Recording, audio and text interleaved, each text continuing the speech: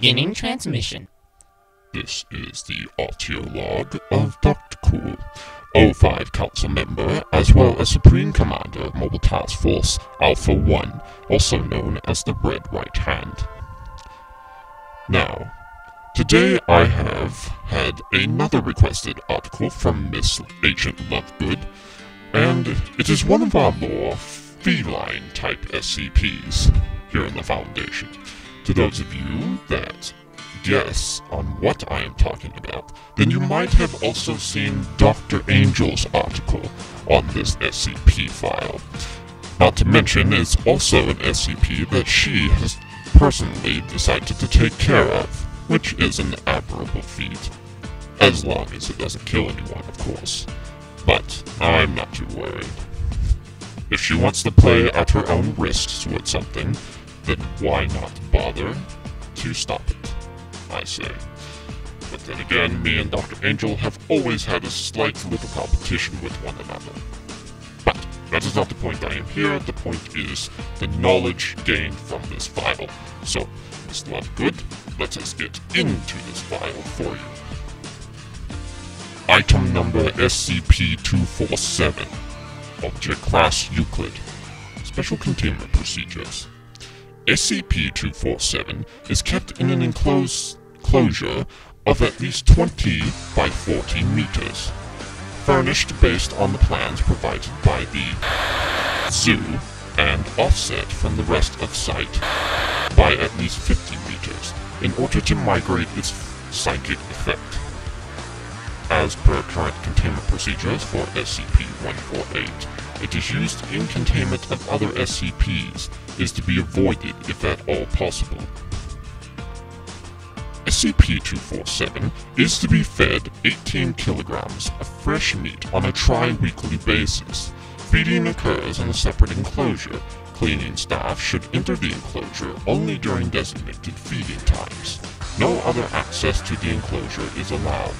The footage resulting from any violation of this order is to be archived for use in training the clearing and monitoring staff of SCP-247. In case of a containment breach, the entire wing must be evacuated, and all live footage of the incident heavily censored. The area SCP-247 occupies will be sealed off and gassed, followed by the return of SCP-247 to containment. If for any reason this should become impossible, a retrieval team will be sent in armed with heavy tranquilizer rifles. Retrieval team agents must be specifically selected for high reflexes, excellent marksmanship, unquestioned obedience, and low empathy scores. And trust me, I would be judging all of that for those future potential task force members that wish to do this.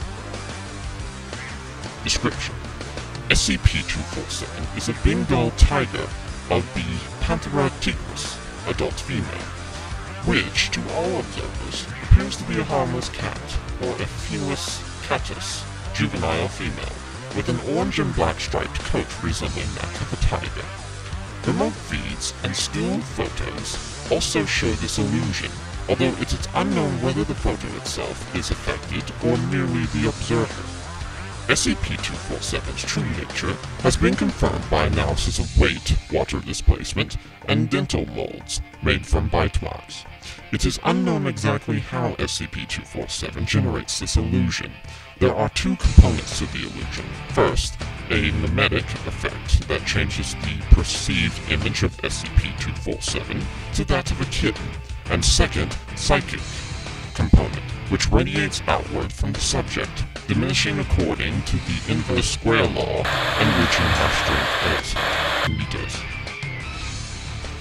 Any sentient being within this field comes under the impression that SCP-247 is completely harmless, regardless of prior knowledge or experience. Individuals in this field also show extremely reluctance to harm or allow others to harm SCP-247, even while being actively harmed by the subject. This psychic field can be blocked with SCP-148, or avoided by striking from well outside its effective range.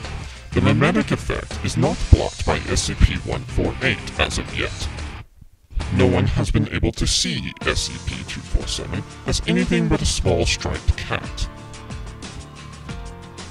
Typically, SCP-247 will begin to purr or meow when approached by a human. The human will remark this as adorable